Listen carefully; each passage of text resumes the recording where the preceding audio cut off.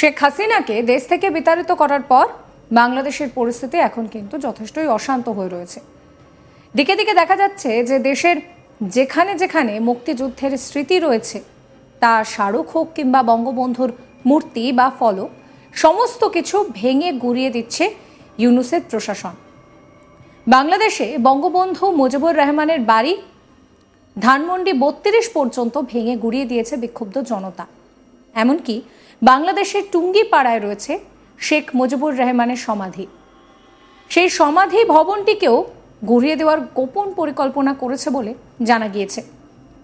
তারই মধ্যে জানা যাচ্ছে ইউনূস নাকি এখন রিসেট মোডে রয়েছেন, মানে মুক্তিযুদ্ধ ভাষা আন্দোলনের ইতিহাস মুছতে ভেতরে ভেতরে নাকি চরম ছক কষে ফেলেছেন। সম্প্রতি একটি ঘটনা তোলপাড় ফেলে দিয়েছে। সূত্র বলছে যে বাংলাদেশের যশোরে সেখানে মাধ্যমিক বালিকা বিদ্যালয়ের শহীদ মিনার ভেঙে টয়লেট নির্মাণের চেষ্টার অভিযোগ সামনে এসেছে। আর তাতেই গ্রেফতার করা হয়েছে প্রধান শিক্ষক আব্দুর রশিদকে। তবে গ্রেফতার হওয়ার পর 19শে ফেব্রুয়ারি বুধবার বিকেলে যশোরের সিনিয়র জুডিশিয়াল ম্যাজিস্ট্রেট রাশেদুর রহমান জামিন মঞ্জুর করেন, জানিয়ে সরব হয়েছে আওয়ামী লীগ। সেই বিষয়ে বাংলাদেশের বিশিষ্ট আইনজীবী নিঝুম মজুমদার আমাদের কি জানাচ্ছেন সেই পরিকল্পনা সম্পর্কে, সেটাই আপনাদেরকে এবার শোনাবো। মোহাম্মদ ইউনূস যখন প্রধান উপদেষ্টা হয়ে বাংলাদেশের দায়িত্ব নিয়েছিলেন, তখন তিনি বলেছিলেন বাংলাদেশকে খুব সুন্দরভাবে তিনি সাজিয়ে তুলবেন, সংস্কার করবেন, যেখানে যেখানে কমতি বা ঘাটতি রয়েছে সেই জায়গাগুলোতে তিনি মন দিয়ে কাজ করবেন। কিন্তু এই মুহূর্তে দাঁড়িয়ে যে ঘটনাগুলো আমরা বাংলাদেশে দেখছি, সেগুলোকে কি আপনারা সংস্কার বলবেন কিনা জানি না, তবে ৩২ নম্বর ধানমন্ডির যে ঘটনা সামনে এসেছে সেটা দেখে কিন্তু গোটা বিশ্ব রীতিমতো স্তম্ভিত। এইরকম বেশ কিছু ঘটনার খবর সামনে আসছে যে মুক্তিযুদ্ধের যে সমস্ত স্মারকগুলো ছিল, শেখ মুজিবুর রহমানের যে সমস্ত স্মৃতিগুলো ছিল, সমস্ত কিছুকে আস্তে আস্তে বাংলাদেশ থেকে মুছে ফেলা হচ্ছে এবং শেখ হাসিনা যা যা করেছিলেন সেগুলোকেও আস্তে আস্তে সরিয়ে ফেলা হচ্ছে বাংলাদেশ থেকে। এটাই কি তাহলে সেই রিসেট বাটন? মোহাম্মদ ইউনূস কি চাইছেন, কিভাবে তিনি বাংলাদেশকে সংস্কার করবেন? রিসেট বাটন তার আর কি কি রয়েছে, আমরা এই বিষয় নিয়ে কথা বলবো। সম্প্রতি এরকম বেশ কিছু ঘটনা ঘটেছে, যিনি বলবেন বিশিষ্ট আইনজীবী বাংলাদেশের নিঝুম মজুমদার এই মুহূর্তে আমাদের সঙ্গে রয়েছেন সরাসরি। আপনাকে স্বাগত জানাই আজ তাক বাংলায়। দাদা, ধন্যবাদ। ধানমন্ডির ঘটনা আমরা দেখেছি, তারপরে আমরা আরো দেখেছি যে সমস্ত মুক্তিযুদ্ধের স্মারকগুলোকে সরিয়ে ফেলা হচ্ছে। এটাই কি মোহাম্মদ ইউনূসের রিসেট বাটন? আমরা তো তাই মনে করছি। রিসেট বাটন যখন বলেছে তখন এটা নিয়ে বাংলাদেশের মিডিয়া থেকে শুরু করে ভারতের মিডিয়া বা বিভিন্ন জায়গাতে সোশ্যাল মিডিয়াতে প্রচুর আলাপ হয়েছে। কেননা ওই সময় আলামতগুলো আমাদের কাছে খুবই পর্যাপ্ত আলামতি ছিল আসলে। সেই সময় মুক্তিযুদ্ধের ইতিহাস, বিশেষ করে মুক্তিযুদ্ধের যে স্মারক চিহ্নগুলো আছে, যেগুলো দেখে আপনার পাকিস্তানি বর্বর হত্যাকাণ্ডের ব্যাপারগুলোকে যে কোনো মানুষের স্মৃতির মণিকোঠাতে নিয়ে আসবে, স্মৃতিতে নিয়ে আসবে।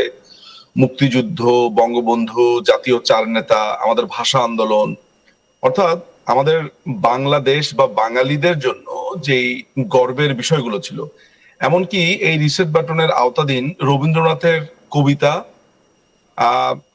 গান, কোনো কিছুই বাদ যায়নি। রবীন্দ্রনাথ ঠাকুর বিশ্বকবি, তিনি একজন নোবেল বিজয়ী। তার কবিতাকে সাম্প্রদায়িক বিভিন্ন রকমের আঁচ দেওয়া হয়েছে। সেখানে নানান ধরনের এমন সব কথাবার্তা বলা হয়েছে, শুনে মনে হতে পারে যে রবীন্দ্রনাথ বুঝি পুরো বাংলাদেশের শত্রু। অর্থাৎ মুক্তিযুদ্ধ, মুক্ত মনা, শুধু মুক্তিযুদ্ধের কথা আপনি যেরকম বলেছেন, মুক্ত মন, কোন এই ধরনের কোন চিন্তা, কোন পরিশীলিত চিন্তা, প্রত্যেকটা চিন্তাই ওই রিসেট বাটনের আক্রমণে আক্রান্ত হয়েছে। আপনি নিশ্চয়ই দেখতে পেয়েছেন সাম্প্রতিক সময়ে আপনার যশোরের মনিরামপুরে এক ভদ্রলোক বলাটা ঠিক হচ্ছে কিনা জানি না, কিন্তু আমরা ভদ্রলোক বলি, সম্ভবত ভদ্রলোক বলি, তিনি আপনার ভাষা আন্দোলনের যেই স্মারকটা আমরা ব্যবহার করি শ্রদ্ধা জানাবার জন্য, ভাষা আন্দোলনের শহীদদের জন্য, সেটি তিনি ভেঙে সেখানে টয়লেট বানিয়েছেন। আমি এই পুরো ব্যাপারটাকে দেখার চেষ্টা করি কিভাবে জানেন, আমি এই জিনিসটাকে একটা সিম্বলিক, আমার কাছে এই জিনিসগুলোকে খুবই মেটাফোর মনে হয়। আমরা এই ঘটনাটার দিকে এবার নজর দেব যে শেখ হাসিনার সময় শহীদ মিনার ভাঙলেন যে শিক্ষক, তাকে অপরাধী হিসেবে প্রথমে অ্যারেস্ট করা হলো, তারপর তাকে জামিনও দিয়ে দেওয়া হলো। কি চাইছেন তারা? আমাদের সঙ্গে রয়েছেন বাংলাদেশের আইনজীবী নিঝুম মজুমদার। দাদা, এই ঘটনাটা সম্পর্কে যদি একটু বলেন। এই ঘটনাটা ঘটেছে যশোরের মনিরামপুরে। সেইখানে আপনার শুরুতে বলেছিলাম সেই এটা কামিনীডাঙ্গা মাধ্যমিক বালিকা বিদ্যালয়ের শহীদ মিনার ভেঙে টয়লেট নির্মাণের চেষ্টায় অভিযোগে গ্রেফতার প্রধান শিক্ষক আব্দুর রশিদ।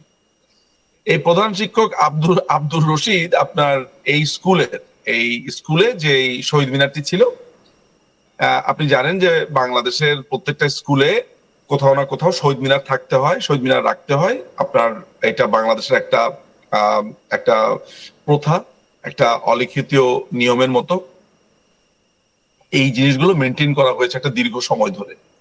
বিশেষ করে গত 15 বছর 7 মাস মাননীয় প্রধানমন্ত্রী শেখ হাসিনা বাংলাদেশ আওয়ামী লীগের আমলে মুক্তিযুদ্ধ, মুক্তিবুদ্ধির চর্চাগুলো এভাবে করা হয়েছে। এগুলোর একটা বড় উদ্দেশ্য হচ্ছে যে ছাত্রছাত্রীরা যাতে ভাষা আন্দোলনের তাৎপর্য, ভাষা, আপনি জানেন যে আমাদের ভাষা কিভাবে বিকৃত হয়ে গেছে বছরের পর বছর, এখানে নানান ধরনের কালচারের এক ধরনের আধিপত্য, হেজিমনির কারণে। তো এইসব চিন্তা করেই কিন্তু ভাষা আন্দোলনের এই দিনটাকে স্মরণ করে, এবং একই সাথে 21শে ফেব্রুয়ারি অর্থাৎ আগামীকাল কিন্তু বিশ্ব মাতৃভাষা দিবস। তো এই দিনটিকে কেন্দ্র করে সবসময় এক ধরনের ভাষার চর্চা করা হয়, মাতৃভাষার উন্নয়ন, চেষ্টা, প্রসারণ, প্রচলন, এই ব্যাপারগুলোকে ব্যাপকভাবে আলোচনা করা হয়। এইটাকে ব্যাহত করবার জন্য এই আব্দুর রশিদ সাহেব করলেন কি, এই মনিরামপুরের এই কামিনীডাঙ্গা মাধ্যমিক বালিকা বিদ্যালয়ের এটা ভেঙে দিয়ে তিনি টয়লেট করেছেন। আপনাকে কিন্তু এইখানে মেসেজ কিন্তু খুবই পরিষ্কার। তিনি শুধু ভেঙে দিতে পারতেন, চুপ করে থাকতে পারতেন। টয়লেটটা দিয়ে তিনি যেটা প্রমাণ করতে চেয়েছেন যে অশ্রদ্ধার সর্বোচ্চ লেভেল তিনি দেখাতে চেয়েছেন। ভাবতে পারছেন এই মুহূর্তে দাঁড়িয়ে বঙ্গবন্ধু শেখ মুজিবুর রহমানের সমস্ত চিহ্ন মিটিয়ে দেওয়ার চেষ্টা চলছে বাংলাদেশে। শেখ হাসিনা যখন থেকে বাংলাদেশ ছেড়েছেন তখন থেকে পরিস্থিতি পাল্টেছে, আর এই মুহূর্তে দাঁড়িয়ে মোহাম্মদ ইউনূস তিনি তার রিসেট মোড অন রেখেছেন, যেখানে মুক্তিযুদ্ধের স্মৃতি বিজড়িত স্মারক হোক, বঙ্গবন্ধুর মূর্তি, ফলক, যা কিছুই হোক না কেন সবটাই ইউনূস প্রশাসন ভেঙে গুড়িয়ে দিচ্ছে। পার্টি অফিস ভাঙা হচ্ছে, ছবি ওপর থেকে নিচে ফেলে দেওয়া হচ্ছে, কোনো রকম সম্মানটুকুও রাখা হচ্ছে না।